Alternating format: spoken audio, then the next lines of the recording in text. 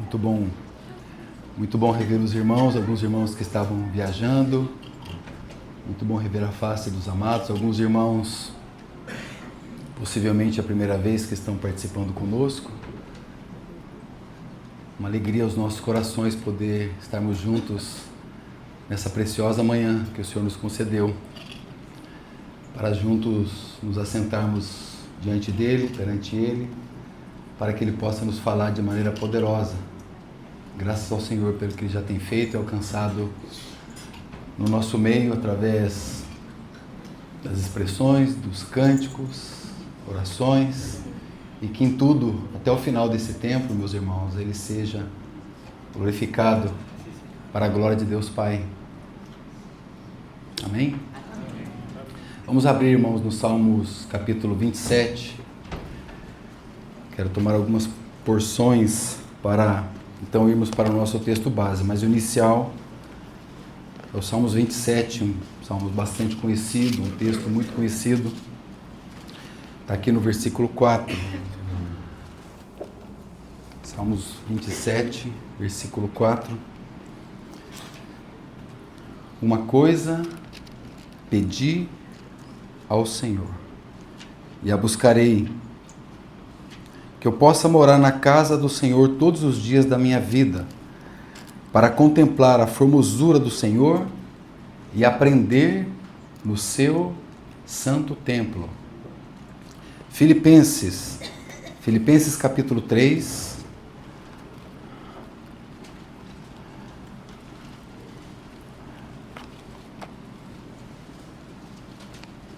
Versículo 13. Irmãos, quanto a mim, eu não julgo haver alcançado, mas uma coisa faço, é que, esquecendo-me das coisas que atrás ficam e avançando para as que estão diante de mim, prossigo para o alvo, pelo prêmio da soberana vocação de Deus em Cristo Jesus. Lucas capítulo 10.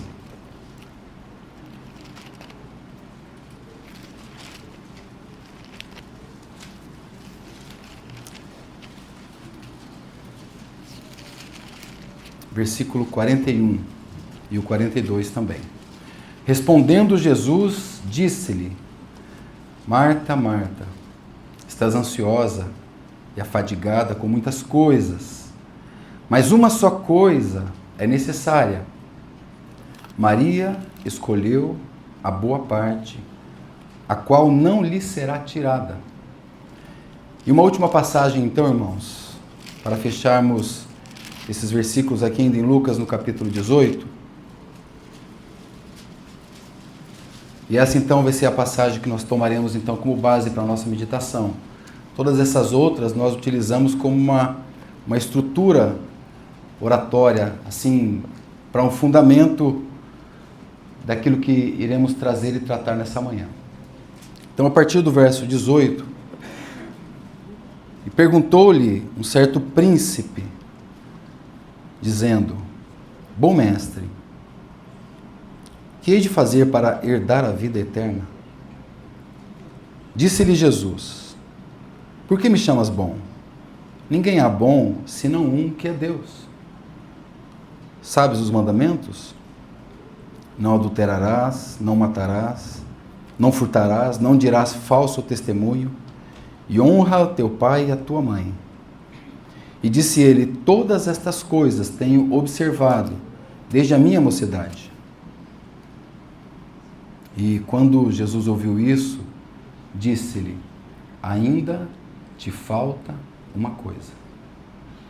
Vende tudo quanto tens, reparte-o pelos pobres e terás um tesouro no céu. Depois, vem e segue-me. Mas ouvindo ele isto, ficou muito triste, porque era muito rico. E vendo Jesus que ele ficara muito triste, disse: Quão dificilmente entrarão no reino de Deus os que têm muitas riquezas. Porque é mais fácil entrar um camelo pelo fundo de uma agulha do que entrar um rico no reino de Deus. E os que ouviram isso disseram logo: quem pode se salvar?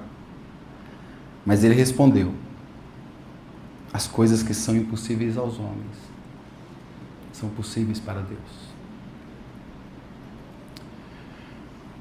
Senhor, nós te damos graças nessa manhã. Obrigado pela tua palavra, Senhor. Ajuda-nos a compreendê-la. São letras tão altas para nós, amado Senhor. Obrigado porque da boca do nosso Senhor sai que aquilo que é impossível para os homens, para o Senhor não há nenhum tipo de impossibilidade. Ajuda-nos nessa manhã para que a impossibilidade da nossa falta de fé,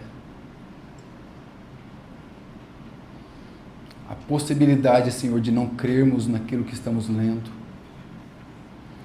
a possibilidade, Senhor, de resistirmos ao Teu falar, que tudo isso seja vencido, Senhor. Faz isso para a Tua glória. Ajuda o Teu povo para a honra e para a glória do Teu nome.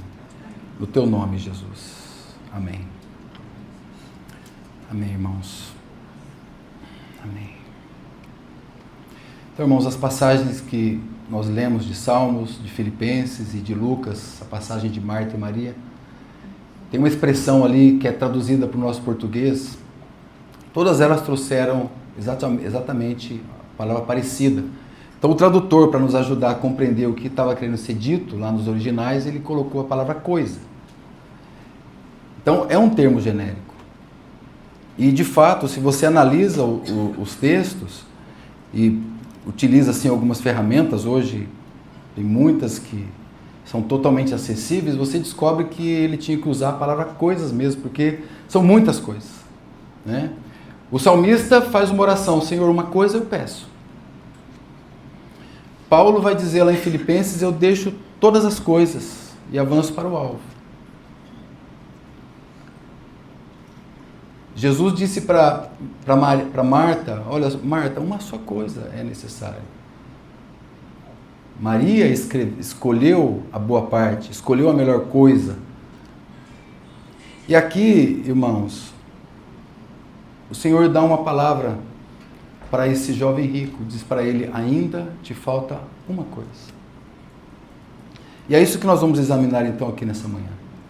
Na verdade, eu pedi licença para os irmãos, o irmão Suzuki, o irmão Thomas, eles têm compartilhado, né? O Thomas tem compartilhado o Cântico dos Degraus, o Sérgio tem compartilhado a respeito da cruz, né? Da nossa cruz, da cruz de Cristo, a necessidade de não fazer a nossa vontade, a necessidade de não tomarmos em conta aquilo que de fato nos agrada, entender que a cruz exige renúncia, entender o que a cruz exige, que é perder a nós mesmos. E de fato tudo isso é o que nós vemos nesse texto, nesses textos aqui.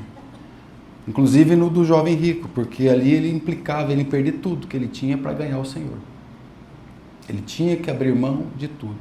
E essa é a terrível luta, a terrível dificuldade.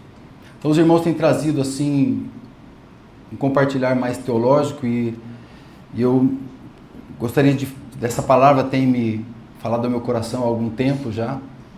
Então algo mais devocional, para que a gente possa, né, nesse primeiro mês desse ano, ter algo para que tenhamos a nossa atenção sido chamada, despertada, para que a gente possa caminhar em uma outra base, não ligarmos no piloto automático. Um grande perigo que nós temos na vida cristã, na verdade em várias áreas da nossa vida, é ligar no piloto automático, né? É sermos empurrados, ou sermos levados por ventos de doutrina, sermos como levados pelo rio, pelo curso do rio, pelo curso deste mundo.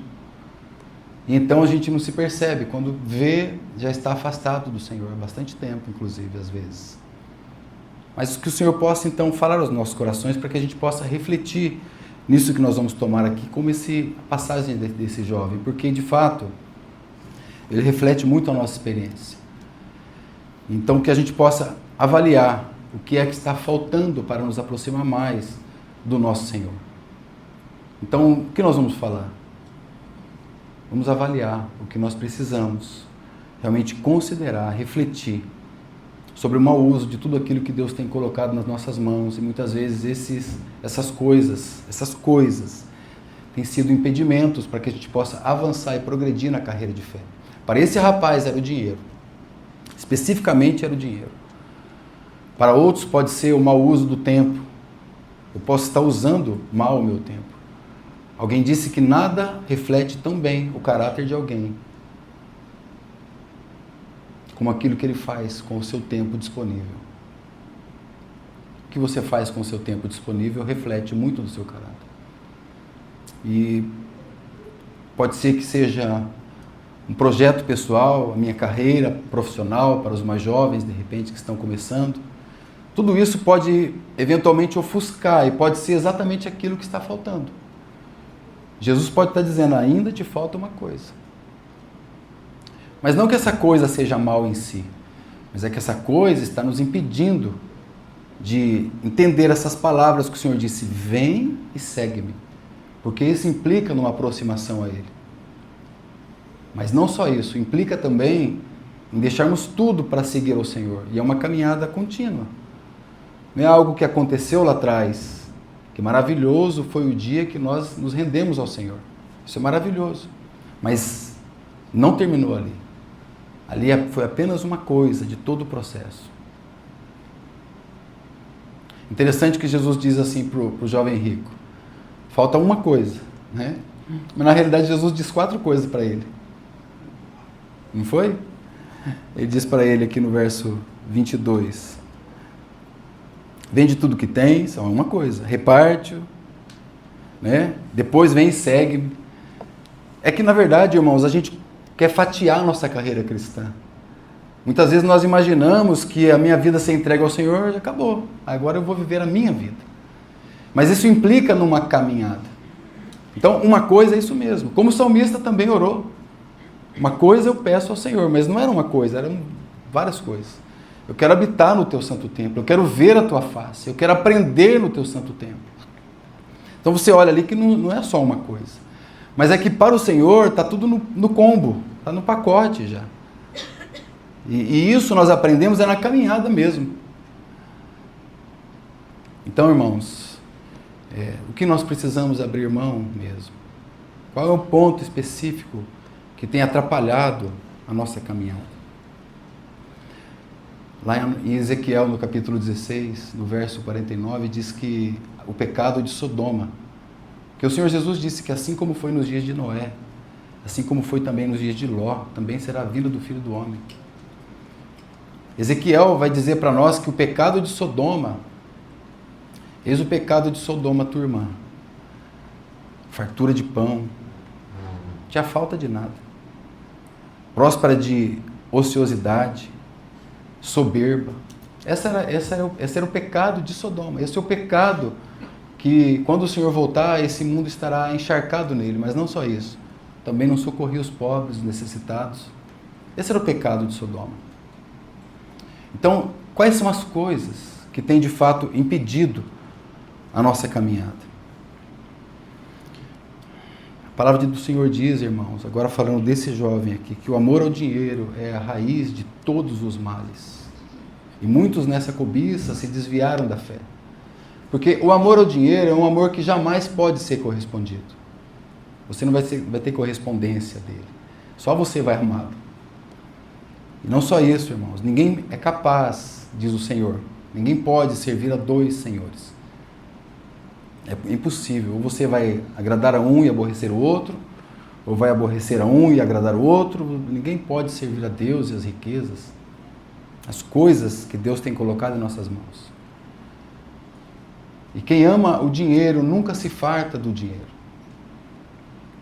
E o Senhor Jesus, ele nos dá, então, uma lição muito importante. Ele diz, mas ajuntais tesouro no céu. Ali não tem banco que vai à falência. Ali não tem a bolsa que cai.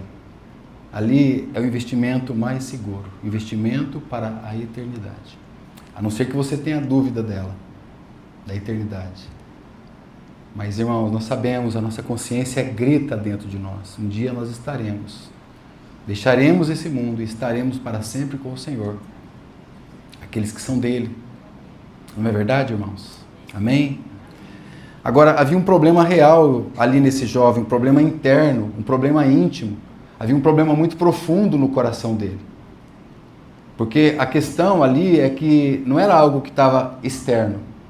É interessante a maneira como o Espírito Santo dispôs aqui o Evangelho de Lucas, porque essa passagem do jovem rico ela acontece nos 3 evangelhos sinópticos, exceto em João, mas nos 3 evangélicos essa mesma passagem é relatada do jovem rico.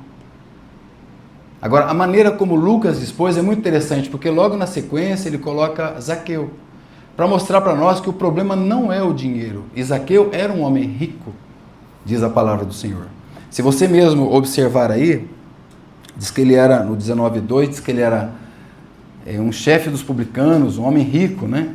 E, na verdade, o desejo dele era ver Jesus, mas ele não podia ver por causa da multidão, ele era um homem de pequena estatura. Né? Ele imaginou que por seu esforço ele pudesse ver a Jesus, então o que ele faz? Ele vai subir numa árvore, né? Diz a palavra que ele sobe ali num sicômoro, uma espécie de figueira. Então, ele ali pensando que por conta do seu esforço ele podia ver a Jesus, porque ele sabia que Jesus iria passar por ali, né? Mas Jesus dá uma ordem para ele. E aqui é muito interessante porque a nossa vida começa nós nos colocando debaixo da submissão e da sujeição, né? Ou nós obedecemos, né? Deus dá uma ordem e nós ouvimos, ou não. Aí disse Zaqueu, desce. Não, não foi isso que ele disse. Ele disse, desce depressa. Você tem que ser rápido, Zaqueu. Porque desse nível você não vai me ver. Você precisa descer, Zaqueu, e depressa, né? Aí ele diz assim, porque hoje eu quero ir lá na sua casa. Porque o que o Senhor deseja, irmãos, não é a religião, como nós lemos aqui. Olha, você sabe os mandamentos? Para você cumprir os mandamentos. Né? O mandamento não é para você cumprir. É claro que em Cristo, né, os mandamentos são cumpridos, mas assim, o mandamento é para colocar dentro, na sua frente, falar assim, ó, você não é capaz de cumprir. Olha isso. Aí fala, não, mas isso aqui eu consigo. Né? Aí você vai avançando na lista, fala, nossa, aqui realmente... Aí chega o nosso Senhor e diz assim, mas se com o teu pensamento você pensou, você já transgrediu. Então fala, mas vou perguntar como os discípulos aqui perguntaram, mas desse jeito quem é que pode se salvar? Desse jeito é impossível. Um camelo passar no fundo de uma agulha, isso é impossível. Aí ele falou, mas o que é impossível para os homens, para mim é possível. Para vocês é impossível, mas para mim não é impossível. Ou seja, onde morre a impossibilidade humana? É na possibilidade total do nosso Senhor. No poder total do nosso Senhor. Mas é interessante aqui que ele diz que ele não só desceu, né? Mas ele desceu com muita alegria. Zaqueu desceu cheio de júbilo. E o jovem tinha ficado triste porque recebeu a palavra de verdade. A verdade o confrontou e ele ficou extremamente triste, mas Zaqueu ficou feliz. Falou, eu não preciso mais subir nessa árvore, Jesus vai entrar dentro da minha casa. E aí, levantando-se Zaqueu, verso 8 de 19, né? É lógico, irmãos, porque quando o Senhor te pega pela mão, é isso que vai acontecer com você. Você não ficará mais prostrado. Ele vai te levantar. E disse, Senhor... Jesus não mandou ele pegar o dinheiro dele e dar para os pobres. Jesus não deu essa ordem para ele. Porque o problema de Zaqueu era muito mais aparente. Era exterior. Era o problema que todo mundo via. Um publicano, um ladrão, defraudador. Né? Mas Jesus disse, eu vou na sua casa. Ele falou, vamos. Talvez essa fosse a maior dificuldade de alguém. A dificuldade de Zaqueu. Receber o Senhor intimamente dentro dele. Claro que casa também fala do nosso corpo terrestre. Da nossa habitação terrestre. Eu quero entrar aí dentro de você. E aí, irmãos, ele ficou cheio de júbilo, porque o Senhor ia entrar na casa dele. Aí ele diz que ele se levantou e disse, Senhor, eu dou a metade dos meus bens para os pobres. Mas Jesus não tinha requerido isso dele. É que um coração transformado, um coração convertido, é voluntário, irmãos. Ele falou, não só isso, mas se eu defraudei alguém, eu vou restituir 4 vezes mais. Essa expressão é de um coração que compreendeu a graça de Deus, que compreendeu o amor de Deus, o favor de Deus. Mas nós temos esse contraste, nós temos esse paralelo. Nós temos esse problema aqui real, íntimo, desse jovem, que é a incapacidade de se desprender, ele ficar apegado. Tem uma armadilha, irmãos, que é utilizada para capturar macacos, né? Os irmãos devem saber. Então eles colocam uma fruta, uma banana, que seja num orifício bem pequeno no tronco de uma árvore, né? Então o orifício é tão pequeno que ele consegue enfiar a mão para pegar aquela isca, né? E aí ele consegue agarrar a isca, né? Só que tem um detalhe, ele não larga. Ele não larga a isca. E o seu algoz, né? Aquele que colocou a isca, que quer capturá-lo, está vindo para pegá-lo. Muito simples. Bastaria o animal abrir a sua mão e desprender, ele estaria salvo. Dispensa a explicação, essa metáfora. Porque justamente era esse o problema desse jovem. A incapacidade de se desprender. Irmãos, não pensemos que riqueza é sinal de bênção. Jamais pense isso. Tire isso da sua mente. Conseguir comprar uma casa, irmãos, aleluia, glória a Deus. E às vezes é aleluia, glória a Deus mesmo. E glória a Deus por isso. Mas não é sobre isso. A bênção de Deus não é sobre isso. Às vezes você vai passar no ponto de ônibus, vai ver uma família que estava na reunião, estava orando, chorando, agradecendo, está no ponto de ônibus. Aí nós vamos falar, nossa, tem que orar para os irmãos ganhar um carro. De certo, o carro é sinal de bênção de Deus. De certo, ter coisas é sinal de... Irmãos, só a bênção do Senhor que enriquece. E não traz dores, diz a palavra. Porque muitas vezes são tudo aquilo que nós temos recebido, que chamamos de bênção, mas a Bíblia fala, isso é peso, isso é dor para você. Mas o problema aqui é muito mais profundo do que exatamente esse, do que somente esse. E eu quero dizer para os irmãos, estou totalmente convicto que não é o problema de ter. Jó era um homem extremamente abençoado. Extremamente abençoado. Até que ele foi para a lona e derrotado. E ele falou assim, antes eu te conhecia só de ouvir falar, mas agora os meus olhos te veem. Então, ou seja, Deus usou aquela circunstância para que os olhos dele, assim como os olhos de Zaqueu, que viu, queria ver o Senhor, essa era a motivação do coração dele. Então Jó diz, os meus olhos te veem. E aí diz a palavra do Senhor que Deus restituiu tudo para ele de novo, tudo em dobro. Restituiu tudo para Jó. Então, para Jó, a riqueza era uma bênção. Mas a gente não pode tomar isso como uma verdade totalmente absoluta. Mas também isso não é algo que pode nos separar do Senhor. Aliás, não deve nos separar do Senhor.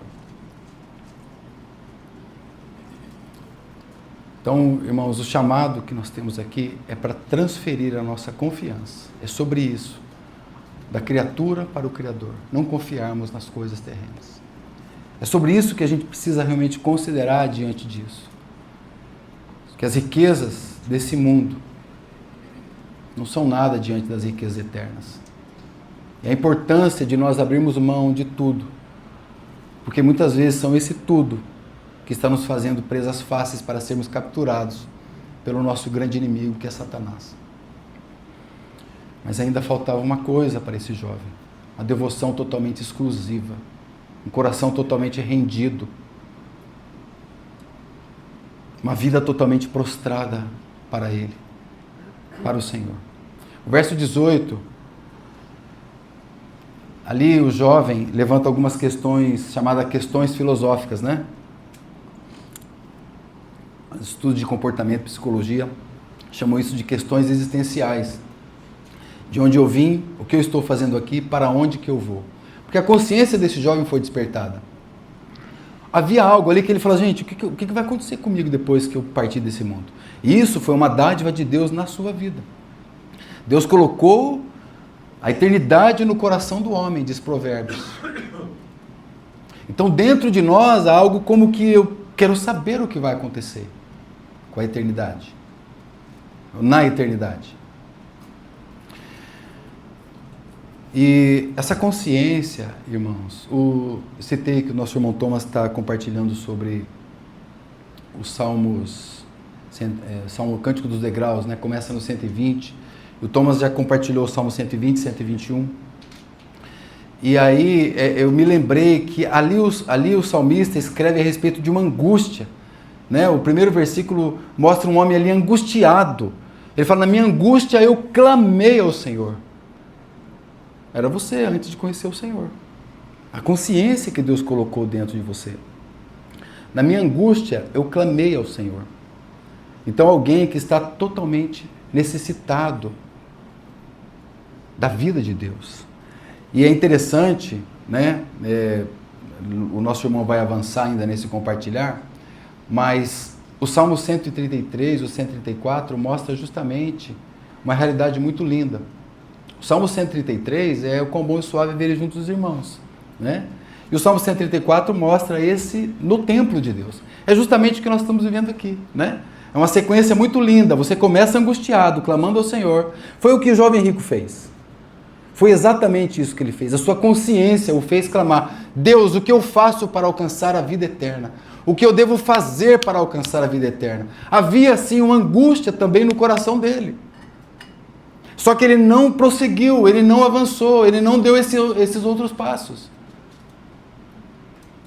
O progresso da carreira cristã dele ficou estagnado. Porque para ele, irmãos, a eternidade era o fazer. Ele era muito rico, então para ele a eternidade era uma transação comercial, era a maneira como ele entendia na sua mente as coisas de Deus. Então, se eu tenho uma boa performance, se eu tenho boas vendas, se eu tenho mérito, se eu tenho conquistas, então isso é sinal de que eu vou ser abençoado, mas eu não vou largar disso. Eu quero me manter firme nisso, eu vou me esforçar o que for necessário. O que eu devo fazer? E Zaqueu queria ver.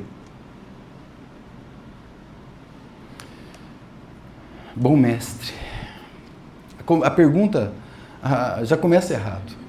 Só Deus pode salvar, irmãos. Um guru não pode te salvar, os coaches não podem te salvar. Esses ensinos do mundo não podem te salvar. Somente Deus pode te salvar.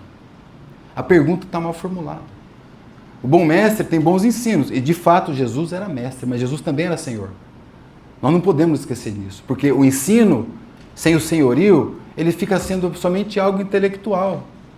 E é disso que nós temos que nos abster. É claro que aprender, conhecer, entender, discernir é fundamental. Mas se isso não descer para o coração, de que vai valer? Então, bom mestre. Porque um bom mestre não pode te salvar. É por isso que Jesus disse, não é que Jesus não era bom, irmãos. É porque ele diz assim, por que me chamas bom? Somente Deus é bom. Ele quer dizer o seguinte, você tem que me chamar de Deus, um bom Deus. Somente um bom Deus é que pode te salvar. O que é impossível para os homens, para Deus é totalmente possível. Por isso a tua pergunta está mal estabelecida. Nicodemos também tinha feito isso. João 3:3, João capítulo 3, né? 3:3, aquele que não nasceu de novo não pode ver o reino de Deus.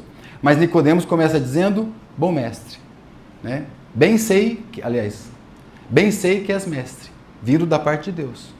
Porque ninguém pode fazer os sinais que tu fazes se Deus não for com ele. Mas ali para Nicodemos, Jesus era apenas um mestre. Mas quando você avança em João capítulo 4, você vê ali uma mulher samaritana que diz assim, achei o Messias. Aí mudou tudo, irmãos. Ela está dizendo assim, eu achei o Cristo. A palavra Cristo significa o Salvador. Enquanto o jovem rico queria um solucionador de problemas, né, a sua consciência aplacada quanto à eternidade, a mulher samaritana disse, achei o Salvador. E quando você acompanha a vida dela, ali no capítulo 4 mesmo, você vê que o que entrou aqui também, e entrou aqui também. Houve um avanço de progresso na sua fé. Ele não devia perguntar o que eu devo fazer, ele devia perguntar o que eu devo ser. E se prostrar. Aliás, muito interessante.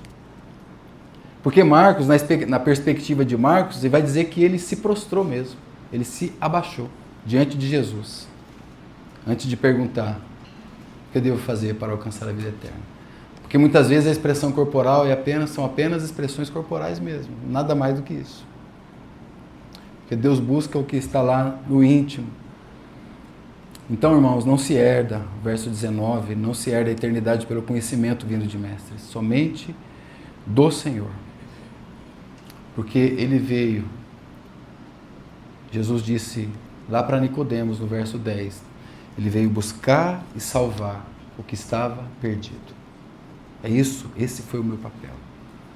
Então o que é impossível aos homens é possível para Deus, porque foi obra da graça. Não é nada que você faça. É obra da cruz. Foi obra do sangue do Senhor Jesus que foi derramado. Aquele que não tinha um pecado. Aquele que era santo. Ele morreu numa cruz para salvar o mais indigno pecador que se rende a Ele, que se prostra diante dEle, que seu coração se reverencia diante dEle. Portanto, não é o que eu faço, mas é o que Jesus já fez. Sabe os mandamentos? Então, já que ele queria fazer, né? O que devo fazer para dar a vida eterna? Então, Jesus falou, então, sabe os mandamentos? Ele falou, sei.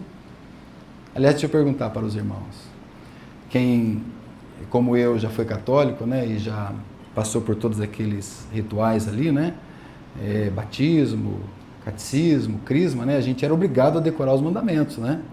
O propósito, na verdade, até era outro, era decorar para tentar não derrapar, né? Para tentar ficar firme, né? Eu não sei se você sabe os mandamentos, mas eu acho que você devia saber. Porque ali é um espelho para nós. Fala, Deus, misericórdia. Misericórdia. Aí ele falou, eu sei os mandamentos. Eu sei os mandamentos. Né? Então, os irmãos sabem, conhecem a estrutura dos 10 mandamentos. Ele tem 4 mandamentos relacionados ao nível vertical, né? E os outros 6 relacionados ao nível horizontal. Essa informação é importante para aquilo que eu vou trazer para os irmãos. Porque os mandamentos do nível vertical está relacionado com Deus. Então Deus está dizendo assim, olha, você não tenha outros deuses diante de você. Olha, vocês não façam imagem de escultura. Olha, vocês guardem o sábado, santifiquem o sábado, descanso. E vocês também não tomem o meu nome em vão. Esses são os 4 mandamentos. E os outros 6 estão relacionados ao nível horizontal. O que eu faço com relação ao homem, com relação ao outro. Né? E Jesus cita eles aqui no verso 20. Jesus citou somente 5. Observem isso. Jesus não citou 6. Isso é importante para a gente compreender qual foi, então, a estratégia que Jesus usou aqui para conversar com ele. Para colocar e não colocar um peso sobre maior do que aquele que ele já estava carregando, né? Provavelmente seja isso. Os irmãos interpretem. Porque, na realidade, Jesus deixou de citar os 4 relacionados a Deus. Porque ele tinha um problema com Deus mesmo. O problema dele era com Deus. Porque isso que os nossos problemas se reverberam no nível horizontal. Porque primeiro nós temos um problema com Deus mesmo. Irmão, o teu problema não é conjugal, o teu problema é com Deus. Irmãos, o teu problema não é profissional, o teu problema é com Deus. Irmãos, o teu problema espiritual está relacionado com Deus. Porque a gente quer achar todas as razões dos nossos problemas e não entende que a nossa solução dos problemas não é aquilo que Deus faz para mim, mas é saber que Ele pode se dar a mim. Onde eu descubro que oração não é Deus me dar coisas, é Deus me dar Ele. Onde eu descubro que relacionamento é diferente de ter pedidos atendidos. Onde eu descubro que oração é muito mais do que coisas, é devoção. E é isso que fica difícil para nós compreendermos e queremos arrumar justificativa para tudo. Você tem a solução para a política? O príncipe deste mundo, irmãos, ele é o príncipe deste mundo. Se você está insatisfeito com a política, eu falo para você que o problema está relacionado com o príncipe dele. Talvez você está vendo a face dele de maneira mais explícita, talvez não sei qual o teu lado. Para mim não importa isso. O que importa é que se há um trono lá nos céus, é isso que deve importar para nós. Porque os níveis de problemas que a gente tem vivido é o nível de problema que nós não estamos diante desse trono. Então, irmãos, sabe os mandamentos. Depois, se você quiser a lista completa, Êxodo capítulo 20, Deuteronômio capítulo 5. Mas Jesus disse, não adulterarás, verso 20. Não matarás, não furtarás, não dirás falso testemunho e honra teu pai e a tua mãe. Faltou um. Será que Jesus esqueceu? Não deve, porque haja vista, ele é o próprio mandamento encarnado. Ele não veio para revogar a lei, ele veio para cumprir a lei. Aliás, ele era mais do que isso, ele era o próprio cumprimento da lei. Não, irmãos. é porque o problema desse rapaz era diferente do problema de Zaqueu. O Zaqueu era externo e esse problema era interno. E é o teu problema, é o meu problema. Não cobiçarás. Jesus não citou o último mandamento. Não quis como que colocar uma carga nos ombros dele, penso eu. Porque esse era o problema dele, a cobiça. Esse era o problema que estava ali intimamente ligado ao coração desse rapaz.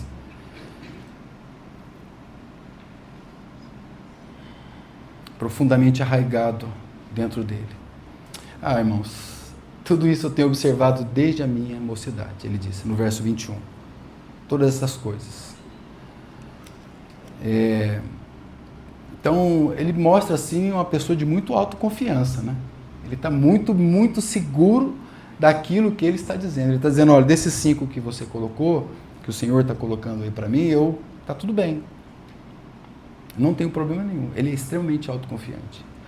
Aí ele já ia provavelmente pedir o diploma ali para Jesus e falar, então, eu preciso só o meu diploma para eu já ter a minha vida eterna garantida. Bom mestre.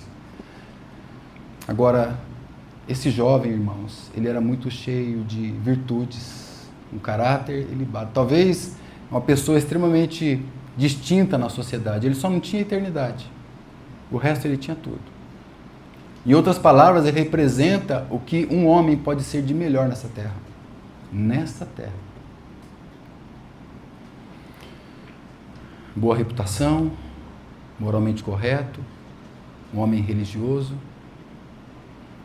um homem, no entanto, incapaz de herdar a vida eterna, que é de fato o que ele queria. Alguém disse que o inferno está cheio de pessoas que pensam que merecem o céu. Por outro lado, o céu está cheio de pessoas que sabem que mereciam o inferno. São os paradoxos da vida cristã. Do tipo, aquele que se declara pecador diante de Deus, Deus o declara santo. Coisas que a gente não consegue compreender. E ele confiava em si mesmo, na sua justiça própria, na sua obediência. Ele estava sinceramente enganado. O caminho dele não era dos melhores, irmãos. Não era dos melhores. Por isso, a necessidade de nós assumirmos a nossa posição de pecador, para que ele possa assumir a sua posição de Salvador. E disse alguém que nós temos que assumir a posição de discípulo para que ele assuma a posição de mestre. Assumirmos a posição de perdidos para que ele assuma a sua posição de Salvador, de escravo para que ele assuma a sua posição de nosso Senhor Jesus Cristo.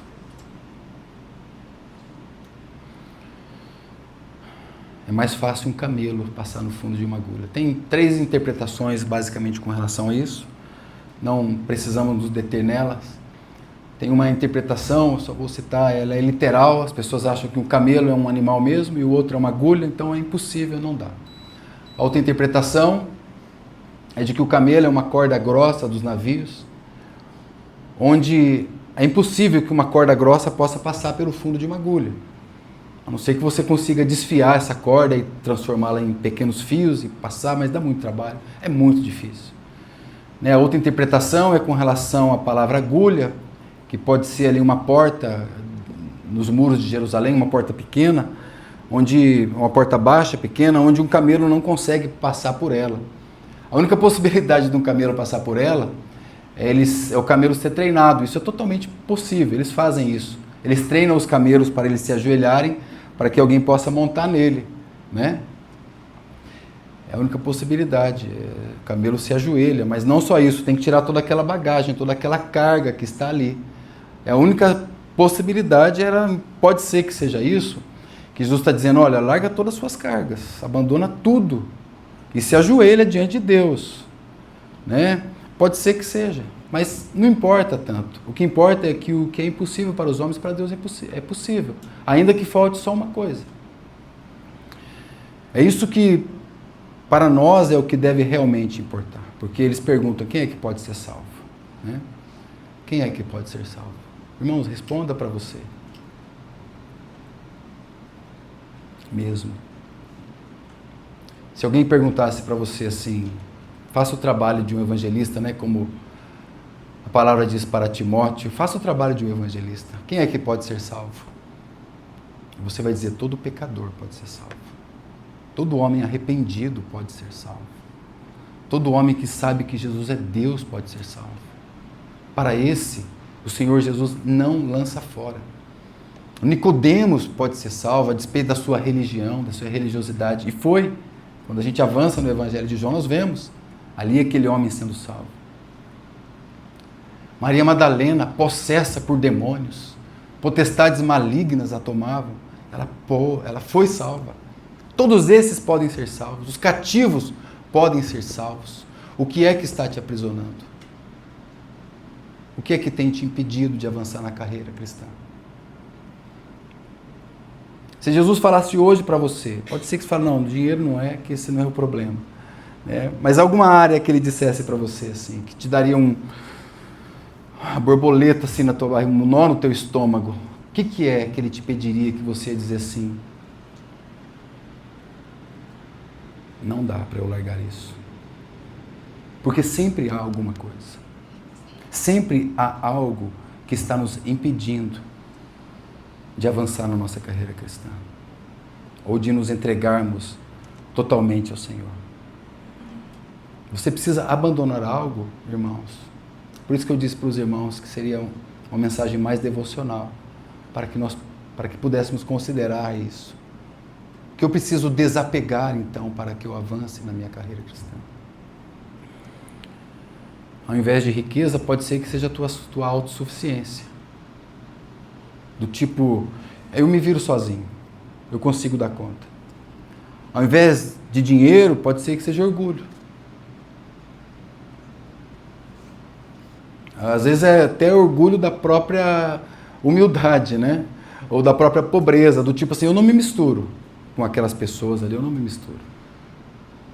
Eu não me dou bem com esse tipo de pessoas. Pode ser que seja o teu intelectualismo, não, tudo isso eu já sei. Tudo isso eu já faço, esses mandamentos todos eu já sei, isso tudo. Desde a minha mocidade. Pode ser que você seja um workaholic. O que é um workaholic? Palavra, expressão agora, gastei, né? Jovens, o que é workaholic? Fala bem alto. Hã? Viciado em trabalho, né? Obrigado, jovem. Viciado em trabalho. Pode ser que seja isso, que você fala assim, não, eu preciso garantir o meu pezinho de meia. Pé de meia, irmãos? Você está pensando mesmo num pé de meia? É você que te sustenta? É isso mesmo que passou pela sua cabeça? Na realidade, todos esses problemas são só reflexos do coração. Não é algo simplesmente exterior. Se as nossas respostas são essas, né, se a sua resposta são coisas que têm ocupado o lugar de Deus, então a gente de fato tem um problema lá no íntimo, como esse jovem. A gente tem, na verdade, no máximo ali, ídolos que estão disfarçados de virtudes. Outros deuses estão diante de nós e a gente acha que está tudo bem. Jesus disse, ainda te falta uma coisa. Grave essa expressão no teu coração, irmãos. Busque um diagnóstico diante do Senhor. O que é que está te faltando? Vem e segue-me. Rompa com tudo aquilo que está te travando. E aí dá vontade de chorar, porque é coisa que nós não queremos largar. Nós não queremos abandonar. São convicções, são fortalezas no nossa mente, sofismas. A gente não quer deixar pelo Senhor. A gente acha que essas coisas nos dão alegria, mas a gente não viu que o jovem saiu triste?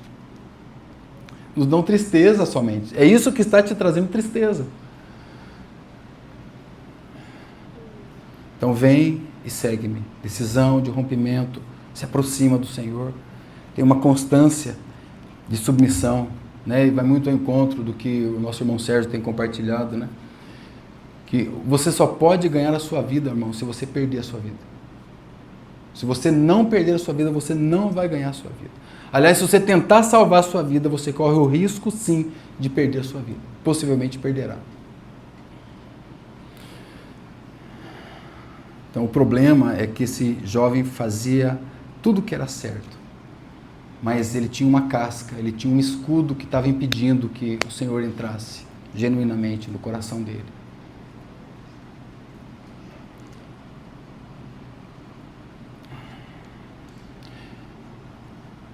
O irmão Charles Spurgeon, ele conta a história de George Whitefield.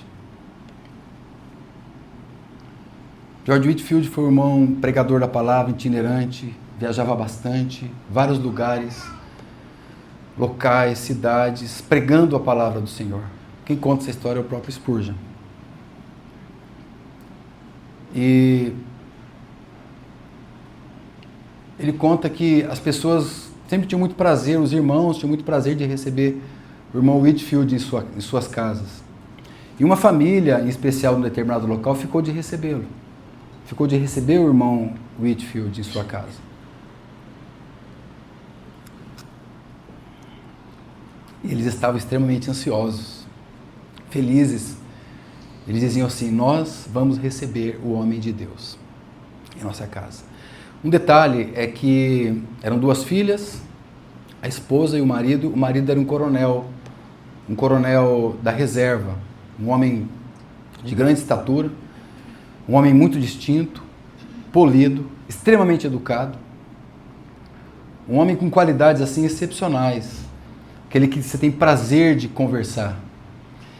Só tinha um detalhe: ele não tinha Cristo, ele não conhecia o Senhor, ele não conhecia Jesus. E diz que o Whitefield ficou ali uma semana naquela casa. E em todas as casas que Whitefield ia, todas elas, ele ministrava algo para as pessoas. Chamava um filho, chamava uma filha, ministrava ali na mesa, tomando um café. Mas nessa casa ele não fez isso. Ele diz que ficou, Spurgeon conta que o Whitefield ficou muito constrangido por conta da polidez daquele homem. Ele ficou extremamente constrangido. Falou: como que eu vou falar de Jesus para ele? Talvez ele nem precisa de Jesus, ele é tão alto, né? É alguém tão... A gente imagina, a gente tem essas coisas na mente, porque a gente não olha no nível eterno, né? Fala: acho que ele nem precisa de Jesus, porque o nível de conhecimento dele, ele não usou essa frase. Mas ele de fato ficou muito constrangido. E diz que passou um dia, 2 dias, 3 dias. Quando foi na última noite, foi uma semana que ele ficou lá. Ele disse que não conseguiu dormir à noite, o Whitefield, porque ele não tinha conseguido falar do Senhor para eles. E ele orou à noite e ele teve uma estratégia. E ele falou: vou deixar algo escrito aqui no quarto. Mas ele orou ao Senhor, falou: Senhor, essa estratégia, o Senhor acha que é adequada? Então ele teve ali uma confirmação no coração e diz que ele pegou um anel dele, e na janela tem assim a estrutura da janela, o ferro da janela, né? Aí ele escreveu assim na janela: ainda te falta uma coisa. Ponto. E aí chegou o dia, amanhã ele foi embora e partiu.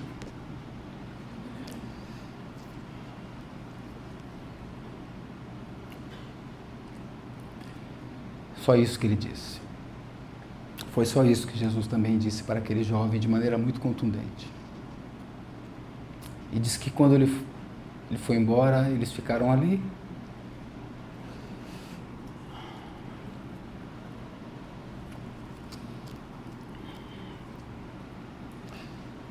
E a esposa disse: vamos lá ver o quarto do homem de Deus. Aí ela subiu a escada, chegou no quarto e viu escrito, né, na janela da casa: ainda te falta uma coisa. Aí ela gritou: o homem de Deus se lembrou de nós. Aí subiram as filhas e depois o marido e leu: ainda te falta uma coisa. Diz que eles ficaram tocados pelo Espírito Santo. Aquele homem se ajoelhou e disse: me falta Jesus. me falta Jesus, me falta Ele. Eles ali juntos, deram as mãos, choraram juntos, entregaram as suas vidas ao Senhor. Louvado seja o nome do Senhor. Vamos dar uma olhadinha na perspectiva de Marcos, eu quero que você veja algo ali. Por favor, irmãos. Marcos capítulo 10. Como eu disse para os irmãos, Mateus também fala, mas vamos ver aqui nessa perspectiva última, então. Ele começa no verso 17 de Marcos capítulo 17. Marcos capítulo 10, a partir do verso 17. E ele diz assim: pondo-se a caminho, correu para ele um homem, né? A gente sabe que é um jovem por causa de Mateus, tá? Nem Lucas e nem Marcos dizem que é um jovem. Na verdade, eu quero dizer que todos vocês são jovens, irmãos, né? Todos vocês são a representação desses jovens, porque nós temos muito, né? Nós temos muito, nada nos tem faltado, né? Então, como esse jovem aqui, que a gente se aproxime feliz diante do Senhor, né? Mas ele diz que se aproximou esse jovem, esse homem, como diz Marcos, e disse: bom mestre, que farei para herdar a vida eterna? Não é assim? Está igual lá Lucas, não está? Aí Jesus disse para ele: por que me chamas bom? Verso 19, tu sabes os mandamentos. Verso 20, ele respondeu: tudo isso eu guardei desde a minha mocidade. Verso 21, irmãos, por favor, observe o verso 21. Jesus olhando para ele, essa expressão, o amou. Será que os nossos apegos não é por falta de compreender que somos amados pelo Senhor e que Ele tem cuidado de nós? Eu não sei, irmãos. De saber que todas as suas necessidades são supridas em Cristo. Então, Marcos deixa isso de uma maneira muito linda, que olhou para ele, colocou seus olhos para ele, o amou, viu na expressão do Senhor o amor, né? E disse: falta-te uma coisa. Aí o verso 22 diz assim: mas ele, essa expressão Marcos traz com um outro vocábulo aqui que nos enriquece um pouco mais. Diz assim: mas ele, contrariado com esta palavra, ele fez o que, irmãos? Retirou-se. Como você pode se retirar feliz da presença do Senhor Jesus? É impossível. Se você se retirar da presença de Jesus, essa será a consequência. Talvez seja essa a consequência das nossas tristezas.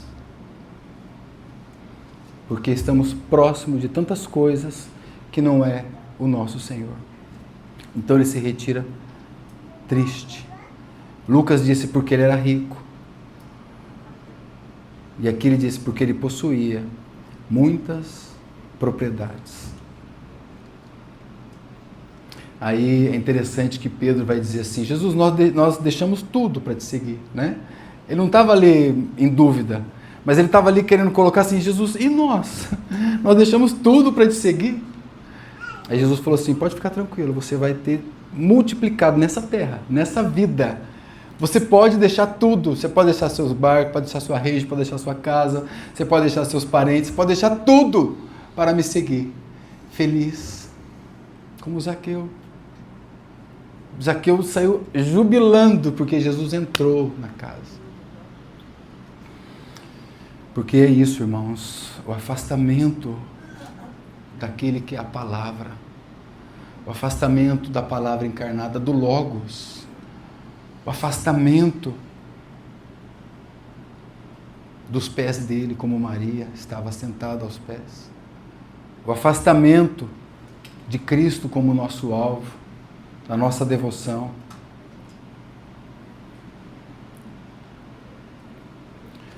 Salmo 27, vou encerrar então, só lembrando vocês: pede uma coisa, peço ao Senhor e a buscarei.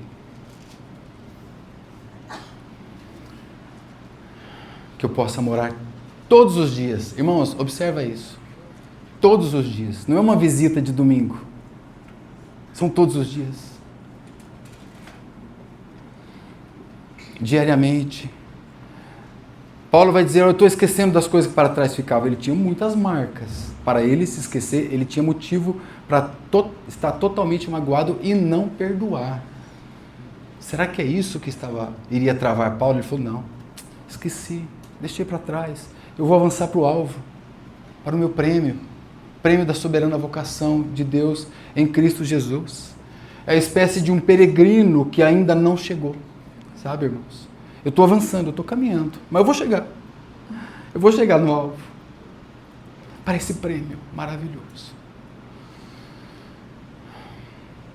E Jesus disse para Marta, você está tão agitada, ansiosa com muitas coisas. Você quer levar tudo isso para o céu?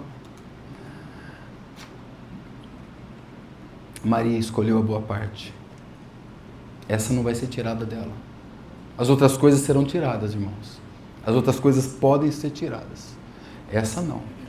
Ninguém tira a unção que está em vós. Então, ela fez uma escolha diária aos pés do Senhor para ouvir. O Senhor não quer empobrecer ninguém.